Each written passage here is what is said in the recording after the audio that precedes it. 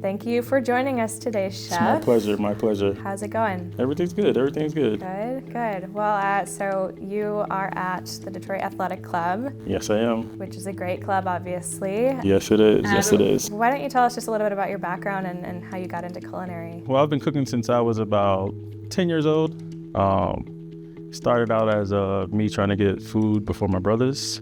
I have 4 brothers, so a lot of boys in the house, not a lot of food left over, so I started hanging out in the kitchen with my mother. She would, give me a little extra, let me lick the spoon when she made cakes. Then I started remembering recipes and stuff that she did. So one day I was like, hey, could I cook? I was like, sure.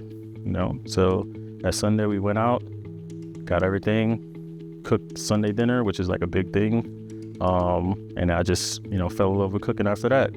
It started as you could do this every week. And I'm like, in my eyes, I'm like, oh, that's great. And then little did I know she was setting me up. Because she would come in after work and she'd just be like, oh, Jamal, go cook. Because I used to go to the library and print out recipes and try different things. So that's how I got started. My mother tricked me. It was a good thing. What kind of food was she known for? Did she pass on any recipes that you still... Is this recording? Because I don't want her to see this. We can cut out whatever you want. I'm just playing. I kind of like put my own twist on her recipes. That's, she was mostly we made a lot of soul food, so I kind of put my own twist on how to make it, different cheeses, different techniques. So to her, she still cooks better than me. She still cooks better. For the record. Correct, yeah. for the record. So what brought you to Detroit Athletic Club? So after COVID, everything was changed for everybody. So we was trying to figure out, how to navigate, jobs, financials, stuff was going up, but your money wasn't going up or whatever. So we had a couple places in mind to move. My fiance, she's from Detroit, so her family's still here. So childcare, all that other stuff, it kind of made the most sense. So she dragged me here kicking and screaming. Because you're from New York? I'm from New York. Okay, yeah. Yes, my whole life. Both good cities, both great cities. One more than the other, but yes. I did not have Detroit on my bingo card, but it's not that bad. But you've got Chef Loving now. Yes, I do. Tell us about what it's like working with him. Oh man, working with Chef Loving. Chef Loving is the most humblest person that you could ever work with. He hates when I say this, but I'm gonna keep saying this. He's a CMC, and I always bring it up to him, and he hates when I bring it up. But working with somebody of that caliber is only gonna make you better. He definitely takes a back seat and lets you kind of do your own thing.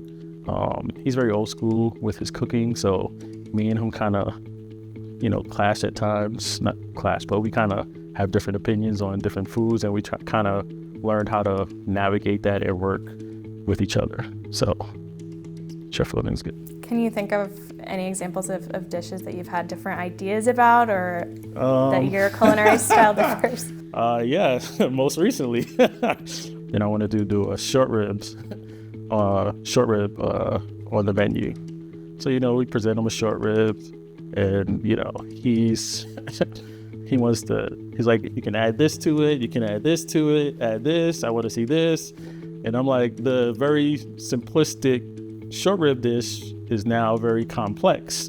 And I'm just like, we're moving into our busy season, so a plate with that many touches is not really efficient. So I kind of pivoted and made it into a short rib pasta, which has all the same components he wanted, just simplified in a pasta. So that's one way to do it. Yeah. Yeah. When he seen it, he was like, "Oh, you deconstructed it." I'm like, "Yeah."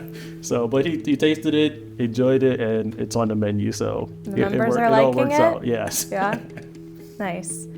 So I know that your club went through some renovations recently. Yes. Can you tell us a bit about that, what that timeline was like, and what were the goals? So this was a whole renovation of the main kitchen. The main kitchen area has been the same since the club is open. So very old school, the tiles, the flooring, the lighting, everything very old. And now it's like it's like a brand new kitchen. You know, we have bright lights, new fresh tile, white, everything clean. We have the latest technology and culinary, combi ovens, the rationale tilt skillets. It just makes everything so efficient working in that kitchen now. Then we added also our chef table, our 1915 chef table, which was a great touch, and the members love it. And that's inside the kitchen, but it's sort of like a separate room, Yep, right? yep, it's a separate room inside the kitchen. So sitting inside there's glass doors where the members that are dining in there can see the production in the kitchen. So you kind of got to be like, as a cook chef, you got to know that there are people in there watching your every move. So. Yeah, a few advantages to that, I'm sure. Yes. How's that going so far? It's going great. We've done, I want to say maybe 8 dinners so far.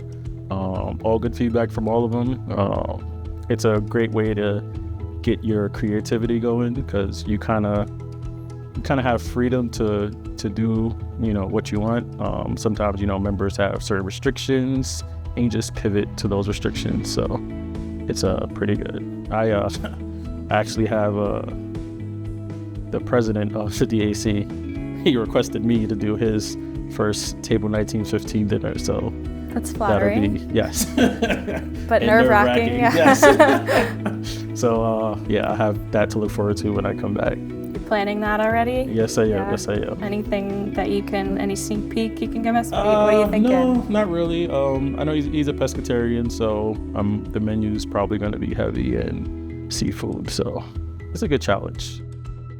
And they have high expectations, so you just hope to hit that.